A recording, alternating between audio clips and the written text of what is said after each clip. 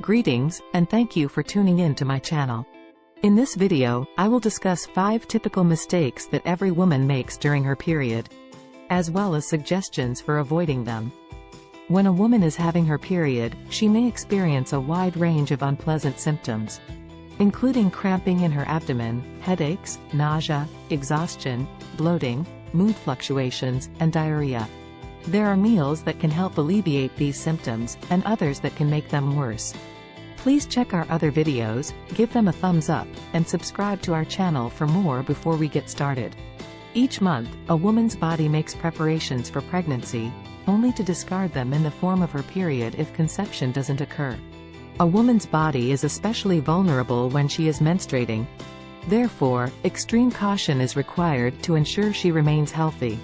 Here are the 5 most common period mistakes, as well as the best ways to handle them. The improper diet is the most common cause of problems during menstruation. When it comes to how easy or difficult your period will be, what you eat can make a significant difference. Although eating any food in moderation is never a bad idea, if you notice that particular foods make the symptoms of your period worse, it's probably best to steer clear of those items. A high sodium and caffeinated beverage intake might cause fluid retention and subsequent bloating, therefore it's best to cut back on these. Additionally, coffee might make headaches worse. Caffeine withdrawal can induce headaches, so if you regularly use coffee, don't suddenly stop. Too much sugar can induce an energy surge followed by a crash, so it's best to limit your intake. That could put you in a bad mood. If you tend to feel moody, depressed, or worried during your period, watching how much sugar you eat can help you feel better. Alcohol should be avoided since it can have a variety of bad effects on your body, which can make the symptoms of your periods worse. Alcohol can have a number of adverse consequences on your body. For example, alcohol dehydration can amplify headache pain and lead to abdominal discomfort.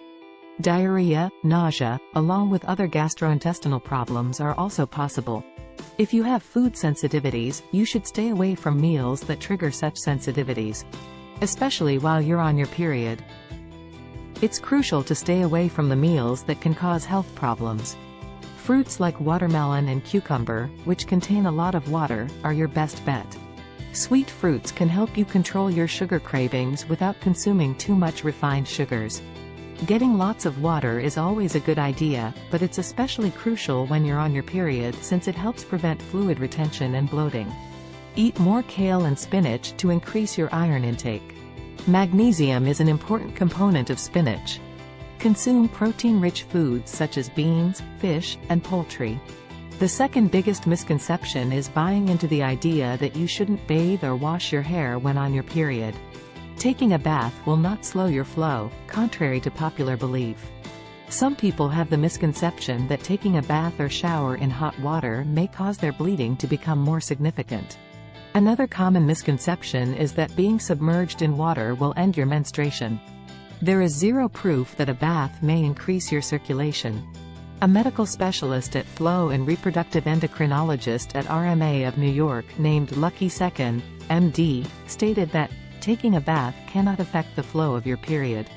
Immersion in water might provide an appearance that a flow has been cut off, when in fact it is only diluted.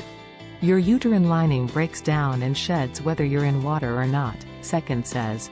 The best thing to do during your period is to take a long, relaxing bath.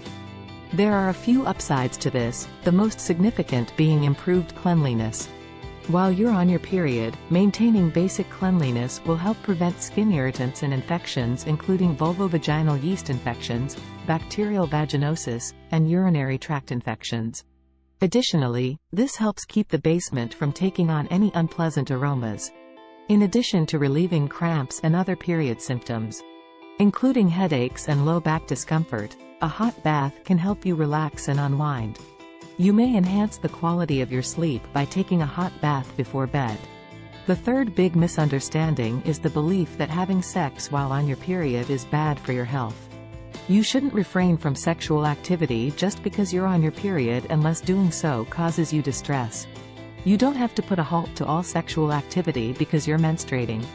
Some women report that having sex while menstruating is more enjoyable than at other times of the month. Having your period reduces the need for lubrication because blood is a natural lubricant. Because muscular contractions during an orgasm push out the uterine contents faster, having sex may make your periods shorter. And having an orgasm might ease period-related symptoms like cramping.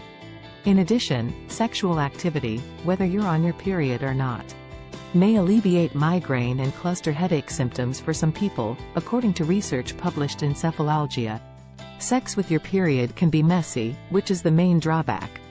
A heavy flow increases the risk of blood getting on you, your partner, and the bed. And this may be prevented by spreading a dark-colored towel on the bed to catch any blood leaks, or having sex in the shower or bath to avoid the mess totally. Keep some wet towels or a washcloth by the bed for cleanup. Another concern about having sex during your period is the potential of transmitting a sexually transmitted infection, STI, such as hepatitis. The virus can be spread from one person to another if they come into contact with contaminated menstrual blood. One can prevent this from happening by using a latex condom with a partner. It's effective against sexually transmitted infections and may avoid pregnancies. Though your odds of conceiving are decreased during your period, you can still get pregnant. The fourth bad habit is not working out because you are on your period. It's normal to worry about how your period will alter your workout schedule. A lot of folks don't exercise because they don't want to deal with their period. There is, however, no excuse to put off working out simply because you are menstruating. Dr. Christopher Hollingsworth claims that hormonally speaking, menstruation is a tricky time.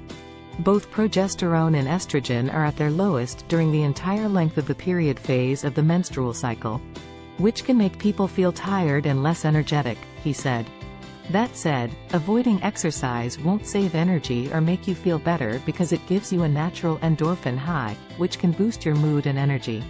One of the biggest advantages of exercising when on your period, according to Dr. Brandon Marcello, is the endorphin release and workout high. He also mentioned that the endorphins released through exercise could help with pain at particularly difficult periods. Light workouts plus motions should be emphasized. OB/GYN John Thoppel also mentioned that your period may be a good time to lessen your activity intensity. Keeping that in mind, consider the following suggestions for physical activity during your period: yoga, Pilates, light running, or other forms of aerobic exercise, low-volume strength training, or power-based exercises.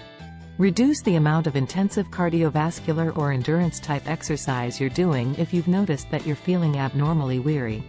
According to Marcello, during this time many women reports experiencing an increase in rate of perceived exertion, making even moderately demanding workouts feel considerably more challenging. He also suggested ditching any kind of precision or skill-based practice during this brief period. The frequency of pad changes is the fifth most common faux pas. When you should replace your pad depends on several factors, including your flow, the sort of pad you use, and what feels most comfortable to you.